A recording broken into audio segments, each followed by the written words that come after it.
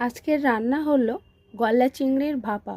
তো গলদা চিংড়ির ভাপা বানানোর জন্য আমি গলদা চিংড়িটা এরকমভাবে খোসা ছাড়িয়ে পরিষ্কার করে নিয়েছি। এগুলো রেখে দিয়েছি আলাদা করে, দেখুন। তো এরকমভাবে গলদা চিংড়িগুলো ছাড়িয়ে নিতে হবে। এই চিংড়ি মাছটার ভাপা হবে সর্ষে, পোস্ত, কাঁচা লঙ্কা দিয়ে প্রেসার কুকারে করে আমি ভাপা বানাবো। তো এখানে নিয়েছি সর্ষে, পোস্ত আর কাঁচা লঙ্কা। তো এটাকে আমি এখন শিলবাটাতে বেটে নেব। ভাপাটা বানানোর জন্য এখানে একটা টিফিন কারি নিয়েছি। তো এই টিফিন কারির মধ্যে আমি চিংড়ি মাছটা দিয়ে দিচ্ছি।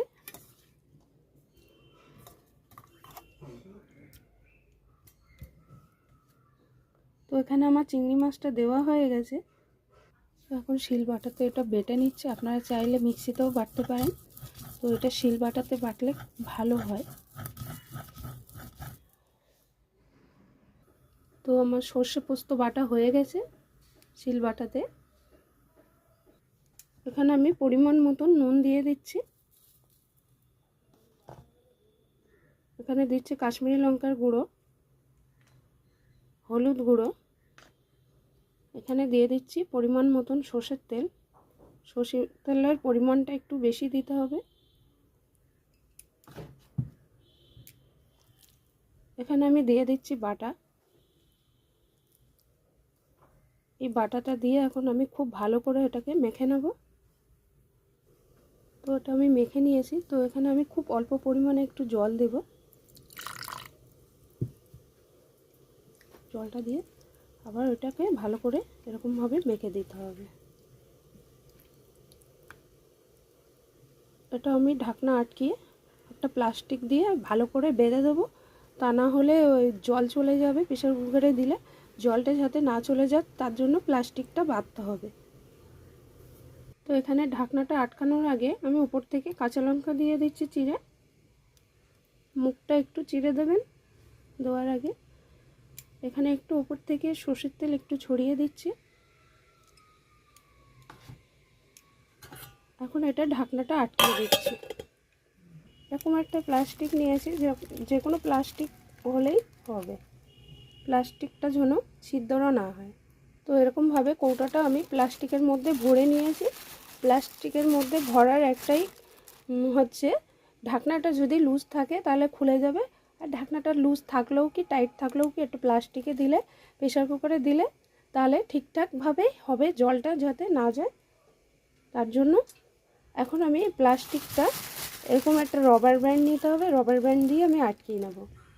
তো দেখুন রবার ব্যান্ড দিয়ে আটকিয়ে দিয়েছি এরকমভাবে। এখন আমি এটা প্রেসার কুকারে দিয়ে দেব সিদ্ধ হওয়ার জন্য। প্রেসার কুকারে আমি খুব অল্প পরিমাণে জল দিয়েছি। জলটা গরম হয়ে গেছে। তো এখানে আমি দিয়ে দিচ্ছি চিংড়ি মাছ ভাপাটা বানানোর জন্য।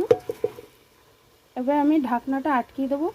দিয়ে আমি এখানে 5টা সিটি দিয়ে বন্ধ রেখে দেবো। দেখুন প্রেসার কুকারে ঢাকনা আটকিয়ে দিয়েছি। গ্যাসটা ফুল ফ্লেমে রেখে 5টা আমি সিটি দিয়ে বন্ধ রাখবো। তারপরে হাওয়াটা ছেড়ে গেলে আমি ঢাকাটা খুলে দেব। তো প্রেসার কুকারটা নামিয়ে নিয়েছি, হাওয়াটাও ছেড়ে গেছে, ঢাকাটাও খুলে দিয়েছি। দেখুন এটা এখন নামিয়ে নিচ্ছি। নামিয়ে দেখা যাক কেমন হয়েছে।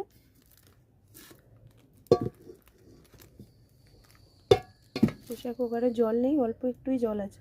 তো এখন প্লাস্টিকটা এখানে আমি ছিঁড়ে দিয়েছি খোলার জন্য। তো এখন খুলে দেখা যাক কেমন হয়েছে।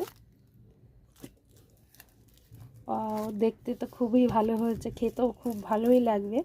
তো ঝটপট এরকম বাড়িতে এরকম একটা রেসিপি বানিয়ে নিন আর খেয়ে দেখুন কেমন হয়েছে। অবশ্যই লাইক কমেন্ট করুন, আর ভালো লাগলে শেয়ার করুন, চ্যানেলটাকে সাবস্ক্রাইব করুন।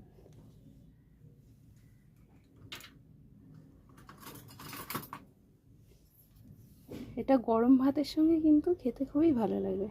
তারপর সব চিংড়ি মাছটা সিদ্ধ হয়ে গেছে, খুবই নরম।